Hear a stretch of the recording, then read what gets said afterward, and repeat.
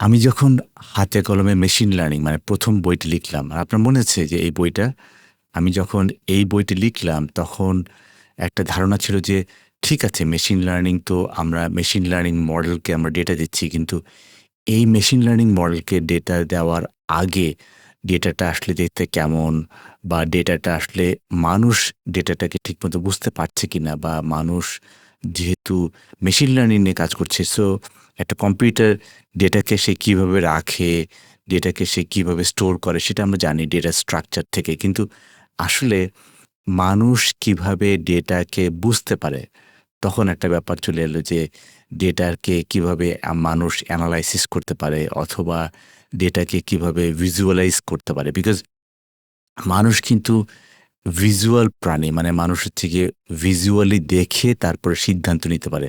আপনি দেখুন যে আপনার কোম্পানিতে আপনার যে ম্যানেজমেন্টকে যখন আপনি একটা ডেটা নিয়ে আলাপ করবেন, তখন কিন্তু ডেটার বিশেষ করে ডেটাকে ভিজুয়াল করে দিতে হয় ওনাদেরকে। ওনাদেরকে ডেটাকে কমিউনিকেট করতে হয় যে ডেটাটা আসলেই দেখতে কেমন বা ডেটার আউটপুটটা কেমন বা ডেটা থেকে কোথায়, কোথায় সিদ্ধান্ত নেওয়া যায়।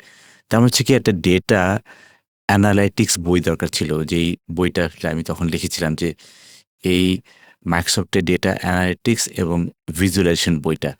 তো এই মাইক্রোসফটের কিছু প্রোডাক্ট আছে তার মধ্যে আমি এটা এখানে নিয়ে এসেছি। তো মাইক্রোসফটের পাওয়ার বিআই নিয়ে এসেছিলাম। তারপর হচ্ছে গিয়ে আমরা ট্যাবলুর কথা বলি, ট্যাবলুকে নিয়ে এসেছি।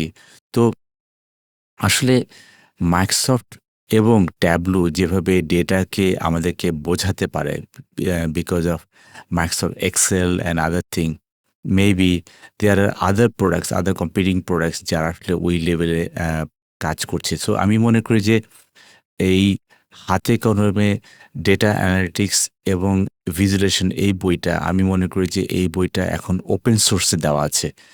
যেহেতু বইটা ওপেন সোর্সে দেওয়া আছে, আমার মনে হয় যে এই বইটা আসলে আমরা সবাই পড়তে পারি।